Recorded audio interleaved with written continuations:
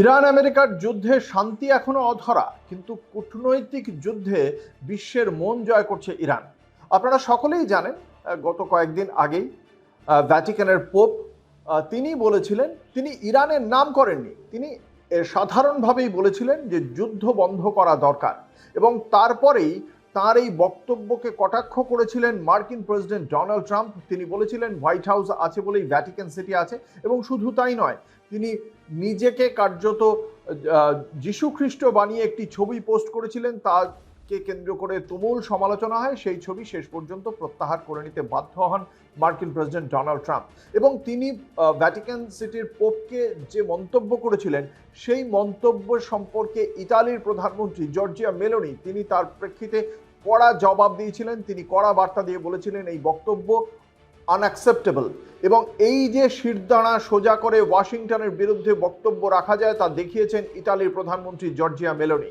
আর এই বক্তব্যকেই কার্যত লুফে নিয়েছে ইরান।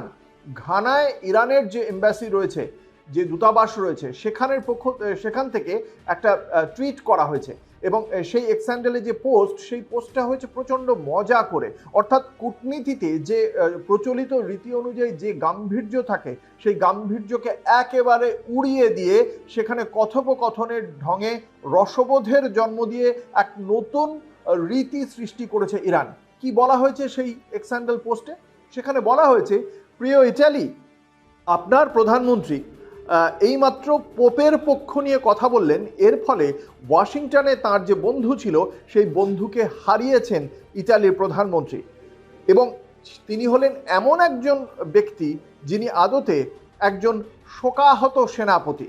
এবং তার পাশাপাশি তিনি বলেছেন, ওই এক্সান্ডেল পোস্টে লেখা হয়েছে, তথাপি তিনি হচ্ছেন most powerful man on the earth. এবং এই পাওয়ারফুল বানানটাতেও একটা মজা করেছে ইরান। পাওয়ারফুল FUL না লিখে FOOL, অর্থাৎ একজন বোকা বলেই নাম না করে ডোনাল্ড ট্রাম্পকে কটাক্ষ করেছে ইরান। শুধু তাই নয়, তিনি ইরানের সঙ্গে মার্কিন প্রেসিডেন্টকে কটাক্ষ করার পাশাপাশি ইরানের দিকে মজার ছলেই মৈত্রীর বার্তা দিয়েছে ইরান। তিনি বলেছেন, ওই পোস্টে বলা হয়েছে যে আমরা যে ভ্যাকেন্সিটা তৈরি হয়েছে সেই পদটির জন্য আমরা আবেদন করতে চাই। অর্থাৎ ইতালির সঙ্গে যে বন্ধুত্বের জায়গাটা আমেরিকার শেষ হয়ে গেল, সেই বন্ধুত্বের জায়গায় ইরান অ্যাপ্লাই করতে চায়। এবং সেখানে বলা হয়েছে যে ভ্যাকেন্সির জন্য আমরা যে অ্যাপ্লাই করছি, আমাদেরও কিছু যোগ্যতা রয়েছে। আমরা 7000 বছরের সুদীর্ঘ সভ্যতার অধিকারী। কবিতা, স্থাপত্যকলা, খাদ্যের প্রতি একটা গভীর এবং অভিন্ন অনুরাগ রয়েছে ইতালি এবং ইরান উভয় দেশেরই। এবং তার পাশাপাশি আমরা যে সমস্ত খাবার বানিয়েছি, সেগুলো ট্রাম্পের মনোযোগ নিয়েও একটা কটাক্ষ করা হয়েছে। এবং আরেকটি বিষয় বলা হয়েছে খুবই মজা করে, যে ইরান এবং ইতালি এদের মধ্যে যে লড়াই, সেই লড়াইয়ের জায়গাটাও একটা আইসক্রিমকে কেন্দ্র করে। ইরান মনে করে তাদের ফালুদা সবচেয়ে পুরনো, আর জেলাটো, যেটা ইতালির একটা বড় ডেলিকেসি, সেই জেলাটো এসেছিল বেশ ঢাকঢোল পিটিয়ে। ফালুদা এসেছিল সবার আগে। এবং এই নিয়েই 2000 বছর ধরে ইতালি এবং ইরানের মধ্যে একটা কোল্ড ওয়ার চলছে বলেই মজা করে ওই পোস্টে লেখা হয়েছে। শুধুমাত্র এখানেই নয়, মুম্বাইতে থাকা ইরান এম্বাসির পক্ষ থেকেও ভারতকে পাশে টেনে তাদের পক্ষ থেকে পোস্ট করা হয়েছিল যে ভারত এমন একটা দেশ যেখানে গাছের নিচে বসে জ্ঞান চর্চা হয়।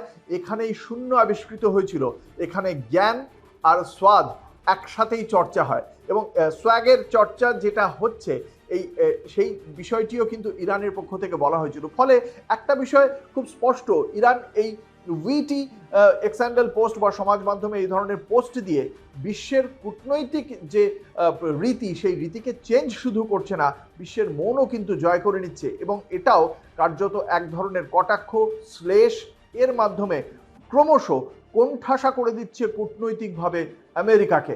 দেখা যাক, কূটনৈতিক যুদ্ধে এই মুহূর্তে তো এগিয়ে রয়েছে ইরান। আগামী দিনে তারা নতুন কি চাপ তৈরি করে, এবং সেই বিষয়টিও অবশ্যই আপনাদের সামনে রাখবো। এবং এক্ষেত্রে এই ইতালির এই বক্তব্যের পর খুব স্বাভাবিক খানিকটা হলেও অসন্তুষ্ট আমেরিকা।